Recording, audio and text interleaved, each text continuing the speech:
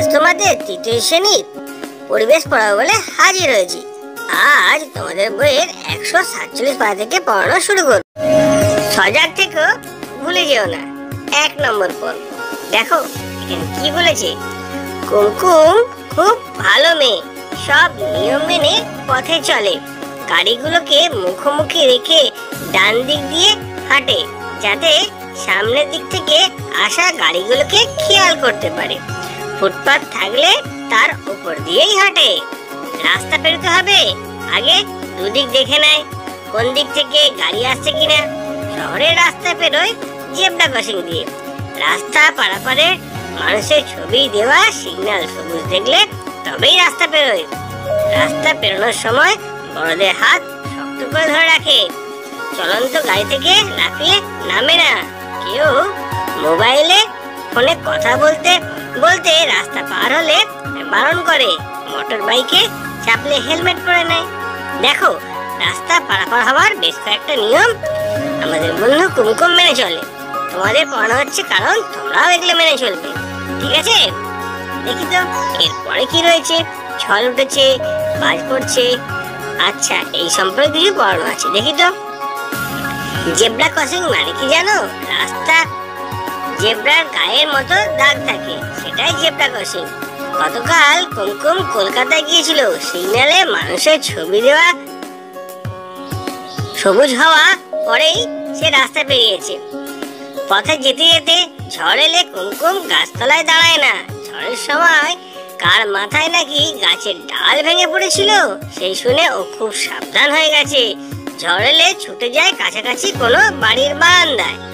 একদিন ফাঁকা মাঠ দিয়ে এক বন্ধুর বাড়ি যাচ্ছে কুমকুম আর রিম্পা। হঠাৎ ঝড় আর বাজ পড়া শুরু হলো। কুমকুম শুনেছে উঁচু গাছে বাজ পড়ে।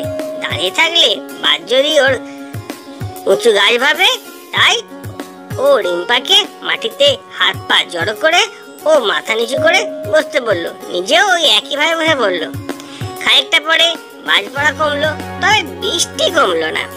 বন্ধুর বাড়ি পৌঁছে সবসবে ভিজে গেল দুজনে। বন্ধুর জামা ওদের ঢিলে ঢালা হলো, তবুও ওরা তার থেকে জামা নিয়ে পড়লো। শুকনোর আগে নিজেদের ভিজে জামা পরলো না। কুমকুম বলল, ভিজে জামা পরলে অনেক কষ্ট, হাঁচি, গলা খুসখুস, নাকে জল, 7 দিনের ধাক্কা। কুমকুম এত জানে, তবু সবার কাছ থেকে জানতে চায় চলাফেরার আর কি কি সাবধান হতে হবে তোমরা বলো তো। দেখো এইটা পড়ে আমরা কি জানতে পারলাম। যখন বাজ পড়বে তোমাদের কিরকম অবস্থা নেওয়া উচিত, তোমরা কেমন ভাবে থাকবে, বাজ পড়লে তোমাদের কিরকম থাকা উচিত, সেটা সম্পর্কে তোমাদের এখানে জানানো হয়েছে, ঠিক আছে? আর যদি বৃষ্টিতে ভিজে যাও, জামা কাপড় পরে থাকবে কি থাকবে না এই নিয়ে তোমাদের আলোচনা করা হলো।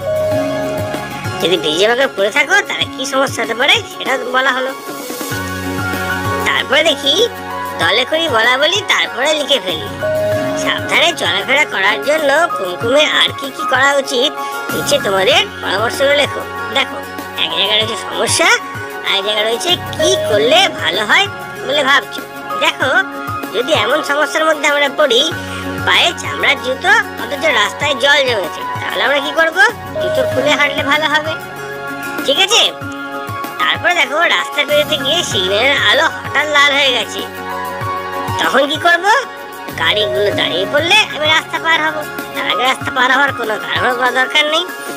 তারপরে হেলমেট ছাড়া মোটর বাইক যদি রাস্তা চালায়, তাহলে দেখো কোনো মোটর বাইকে কেউ চালাচ্ছে হেলমেট পরে নেছে, তখন কি হবে? সবসময় হেলমেট পরে বাইক চালানো উচিত, তাকে বলতে হবে। চলন্ত গাড়ি থেকে কেউ যদি নামছে, তখন কি করা উচিত? কখনো এরকম করা উচিত নয়, এটা তাকে সাবধান করতে হবে। আচ্ছা, গাড়ি খেয়াল না করে রাস্তা পার করছে, এটা একদমই উচিত নয়। কি করতে হবে? ডান দিক বাঁ দিকে রাস্তা দেখে তবে রাস্তা পারাপার হতে হবে। কেউ যদি রাস্তার মাঝখান দিয়ে চলছে, তখন তাকে বোঝাতে হবে রাস্তার মাঝখান দিয়ে নয়, রাস্তার ধার দিয়ে চলো। যদি ফুটপাত থাকে অবশ্যই ফুটপাত দিয়ে চলতে হবে। এটা হচ্ছে চলাফেরা করা একটা নিয়ম, যাতে কোনো অসুবিধার সম্মুখীন কেউ না হয়, সেই জন্য এটা করা হয়। তারপরে দেখো সজাগ থেকেও ভুলে যেও না। দরকার মতো কুমকুম মায়ের হাতে হাতে একটু আনাজ কাটে, আগে ধোয়, তারপর খোসা ছাড়াই কেটে নেয়, শেষে বটির ধারা দিকটা দেয়ালের দিকে রাখে। পরে আবার সেখান থেকে নেয়। কুমকুমের নেল কাটার নেই, ব্লেড দিয়ে নখ কাটে, কিন্তু খুব সাবধানে কাটে। আগে নখগুলো ভালো করে ভিজিয়ে নরম করে নেয়, তারপরে অল্প চাপ দিয়ে নখ কাটে। ওর মামা একবার শুকনো নখ কাটার চেষ্টা করে বিপদ বাঁধিয়েছিলেন। শক্ত নখ খুব জোরে কাটছিলেন, কাঁচা নখ আর চামড়া খানিকটা কেটে গিয়েছিল, রক্ত বেরিয়েছিল। দেখো, ইঞ্জেকশন নিতে হয়েছিল। এমন কথা শুনে কুমকুম সাবধান হয়ে গেছে। তাহলে তোমরা বুঝতে পারছো নখ কাটার সময় আমাদের কি কি নিয়ম অবলম্বন করা উচিত, আর যখন বটি রাখবো বটিটা কেমন ভাবে রাখবো, কোথায় রাখবো, সেটা সম্পর্কে আমরা জেনে নিলাম। তারপরে দেখো কি বলছে, টুকুরের একটা ছোট্ট কোদাল আছে, সেটা দিয়ে ও বাগানে মাটি কোপায়। ফুল, লঙ্কা, বেগুনের চারা লাগাতে হবে যে, ওর কাকা ওকে মাটি কোপানোর পদ্ধতি দেখিয়ে দিয়েছিলেন। এমন ভাবে দাঁড়ায় যে পায়ে কোদাল লাগবে না। দরজা জানলা বন্ধ করার সময় টুকুর খুব সাবধানী। একবার সে দেখেছিল একটা টিকটিকির ল্যাজ দরজার পাল্লায় চেপে কেটে গেল। তারপর থেকে সে দরজা বন্ধ করার সময় আগে খেয়াল করে, তারপরে দরজায় চাপ দিতে পারে, দেখে যে অন্য হাতটা দরজায় চাপ খেয়ে যেতে পারে কিনা। বোঝা গেল? একটু দরজা বন্ধ করার সময় বা জানলা বন্ধ করার সময় তোমাদেরও সাবধানে থাকতে হবে। কিভাবে, দেখো এখানে একটা ছক দিয়েছে, এই ছকের সাহায্যে আমরা অনেক কিছু জানতে পারছি। বটি দিয়ে যদি আনাজ কাটা হয়, এটা হচ্ছে ঘরোয়া কাজ। এর জন্য তুমি কেমন কেমন সতর্কতা অবলম্বন করবে? দেখো, সতর্ক থাকতে হবে যাতে আঙুল না কেটে যায়। কাজ হয়ে গেলে বটির ধারের দিকটা দেওয়ালের দিক করে ঘুরিয়ে রাখতে হবে, আর যখন প্রয়োজন হবে সেখান থেকেই নিতে হবে। সঠিক জায়গায় জিনিস রাখলে আমাদের খুঁজে পেতে কোনো সমস্যা হয় না। তারপর দেখো, ব্লেড দিয়ে নখ কাটা। ব্লেড দিয়ে নখ কাটার সময় আমাদের অবশ্যই সাবধান হতে হবে। নখ কাটার আগে নখগুলোকে জলে ভিজিয়ে একটু নরম করে নিতে হবে, তারপর খুব সাবধানে আস্তে আস্তে ব্লেড দিয়ে নখ কাটতে হবে। বড়দের পরামর্শ অবশ্যই নিতে হবে। গাছ লাগানো, দেখো বাগানে যখন চারা গাছ লাগানো হয় তখন খুব সাবধানে কোদাল চালিয়ে মাটি খুঁড়তে হবে, যাতে নিজের বা পাশের গাছের কোনো ক্ষতি না হয়ে যায়। এটা তোমাদের অবশ্যই মনে রাখতে হবে। আর জানলা বন্ধ করা, এটা তো অনেকেই তোমরা করো, তবে খুব সাবধানে করবে। হাতের আঙুল বাঁচিয়ে জানলা বন্ধ করতে হবে, যাতে জানলার পাল্লায় আঙুল চেপে না যায়। আবার যেরকম কুমকুমের সময় হয়েছিল, দেখবে কোনো পোকামাকড় বা পতঙ্গ এরকম টিকটিকি হতে পারে বা আরশোলা হতে পারে, যেন জানলার ফাঁকে চেপে না যায়। এগুলো তোমাদের খেয়াল রাখতে হবে।